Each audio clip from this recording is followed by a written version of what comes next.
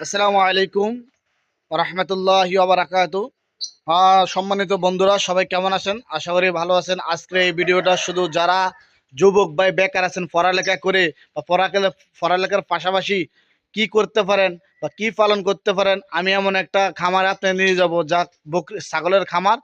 আসলে আপনারা উন্মুক্ত কিভাবে পালতে পারেন অথবা আপনারা আবদ্ধ করে কিভাবে ছাগল পালবেন তা অবশ্যই আপনাদের দেখাবো করব।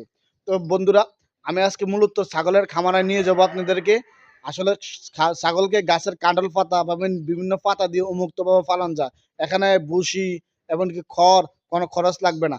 আপনারা যে কোনো গাছের পাতা কাটিয়ে এনে ছাগলের সামনে দিলে, ছাগল যেহেতু একটা ছোট পশু, এত খানা লাগে না গরুর মতো, এটা এত খানা খায় নাও। তাছাড়া ছাগলে গরুর চেয়েও 3 গুণ লাভ। তা আমি লাভের লসের হিসাবটা অন্য ভিডিও দেখাবো।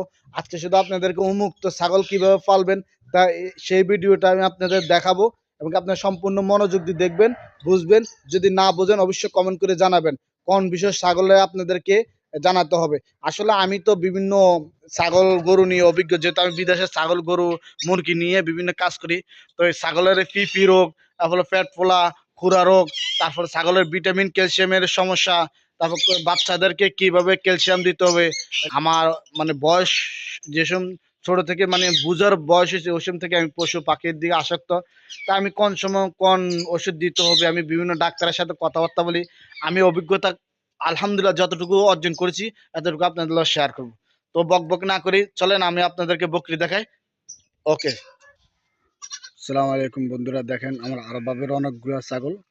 অনেকে বলে এগুলোর বুসি খাওয়ান লাগে, খাওয়ান লাগে। বাংলাদেশে কত তিরিং বিরিং কথাবার্তা কয় যে এটা খাওয়ান লাগে, ওইটা খাওয়ান লাগে। দেখেন শুধু পাতা খাওয়াচ্ছে, পাতা, ঘাস নেই। দেখেন চারদিকে কোনো ঘাস নেই, এটা জঙ্গল।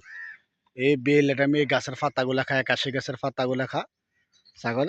আর এমনি রুমে হালকা টালকা খানা টানা দিই।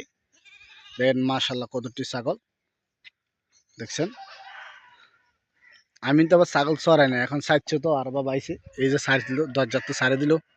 তো আমি একটু ভিডিও করলাম আর আপনারা দেখানোর জন্য। দেখছেন নি?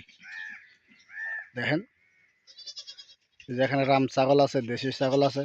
আসলে ছাগলের তো দ্রুত প্রজনন করে, আলহামদুলিল্লাহ অনেকগুলা বাচ্চা আছে। আপনাদের দেখানোর জন্য নিয়ে আসছি। দেখেন পাতা খাইতে আছে, পাতা দিয়েও ছাগল ফালানো যায়। মূলত আপনাদের বোঝাচ্ছি যে পাতা দিয়ে, ঘাস দিয়েও ছাগল ফালানো যায়, বসিয়ার আর অন্য অন্য খাবার লাগে না। তো আজকে এ পর্যন্ত। আল্লাহ।